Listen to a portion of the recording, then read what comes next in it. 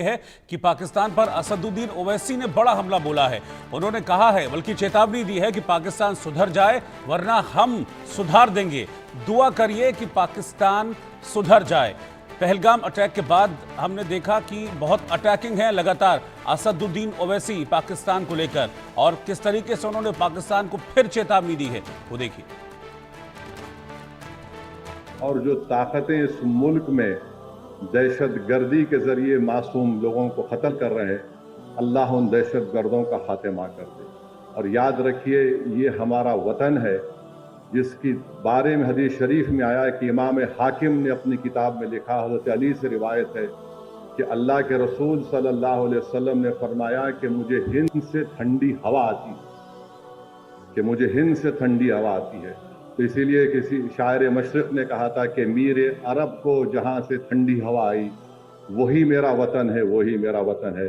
तो इस वतन की सालमियत के लिए, इस वतन की को ताकतवर बनाने के लिए, दहशतगर्दी के खात्मे के लिए और इंसाफ को मजबूत करने के लिए आप दुआ फरमाइए। नहीं मालूम आपकी किसकी दुआ में तो तासीर होगी जो अल्लाह उन दुआओं को सुन ले। हम सीएम साहब का भी शुक्रिया अदा कर रहे कि पहला चीफ मिनिस्टर है पूरे हिंदुस्तान का जो पहलगाम में हुआ, फौरन आप प्रोटेस्ट किए, वहाँ पर कैंडल लाइट मार्च निकाले, और फिर उसके बाद गवर्नमेंट सर्वेंट के साथ भी आपने और हम तमाम ने जो हमने जवाबी कार्रवाई की थी हमारे पड़ोसी मुल्क के ऊपर, वो सुधरने वाले नहीं है, याद रखो आप। अब आप दुआ करो, हज को जा रहे, अल्लाह उनकी दुम को सीधा करे, वरना फिर वक्त आएगा उनको और सीधा करना पड़ेगा। और देवनाथ साहब, यही चीज़ है जो हिंदुस्तान को पाकिस्तान और बाकी मुल्कों से अलग बनाती है कि ठीक है, हमारे बीच में इंटरनल डिफरेंसेस कितने भी हैं, लेकिन जब बात देश की आती है, जब बात मुल्क की आती है, तो सब एक प्लेटफॉर्म पर एक साथ मजबूती से खड़े दिखते हैं। जबकि पाकिस्तान में देखिए क्या हो रहा था, यही सिचुएशन पाकिस्तान में भी थी, लेकिन पाकिस्तान में पीटीआई वाले अलग प्रोटेस्ट कर रहे थे, बिलावल कुछ अलग लाइन पर चल रहे थे, सरकार का हिसाब किताब कुछ अलग चल रहा था। जी हाँ, देखिए, ओवैसी साहब की मैं तारीफ करता हूँ, रेस्पेक्ट भी करता हूँ। बहुत ही नामी वकील हैं, एडवोकेट हैं, एज मेंबरान पार्लियामेंट उन्होंने कई जगह काफी पॉजिटिव कंट्रीब्यूशन की है। सबसे बड़ी बात है, चाहे हाई कोर्ट या सुप्रीम कोर्ट हो, उनको हमारी जो संविधान है उसका बहुत ज्ञान है।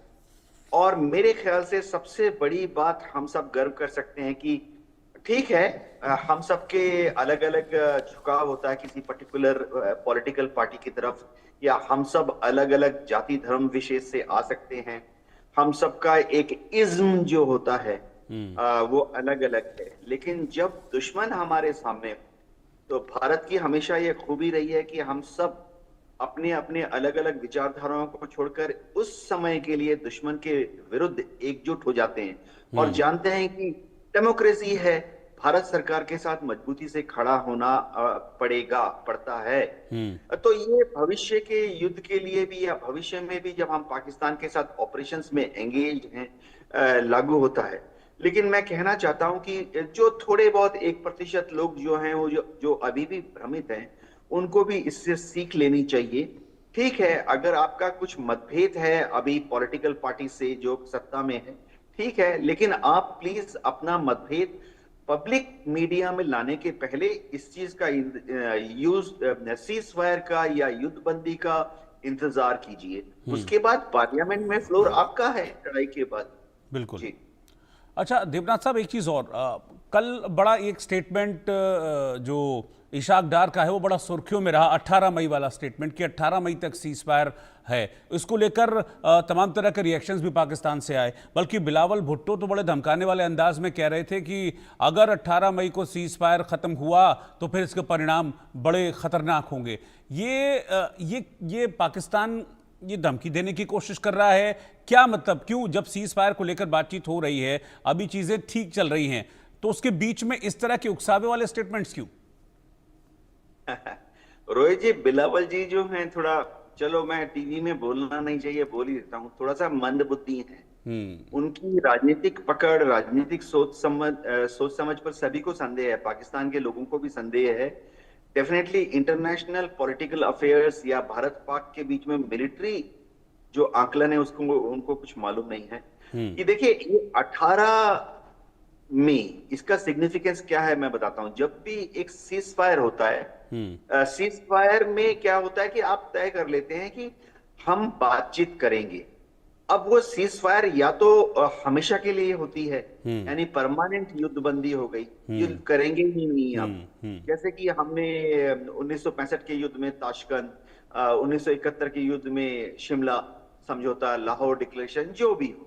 जी। लेकिन अभी जब सीज फायर चलता है तो इसका उद्देश्य क्या है?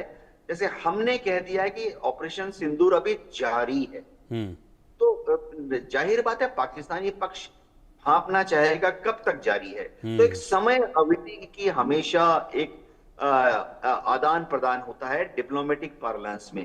ठीक है, हम सीज फायर जारी है 6 दिन के लिए या 6 हफ्ते के लिए। ऐसा हमने हमास और इजराइल के युद्ध में भी देखा कि कई बार ऐसा एक समय सीमा।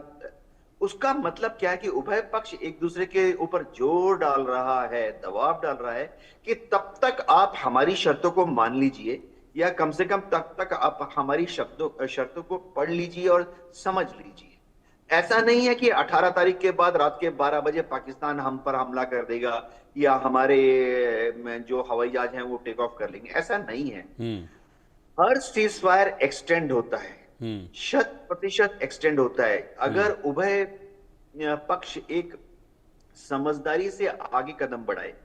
भारत के बारे में कोई शक नहीं है कि हमारा कोई डिसीजन हमेशा 1 मिनट या 1 घंटे में नहीं लेते हैं। बहुत सोच समझ के, कई हफ्तों तक सोच समझ के हम हमारा डिसीजन लेते हैं। 18 तारीख के बाद फिर से सीज फायर हम एक्सटेंड कर देंगे।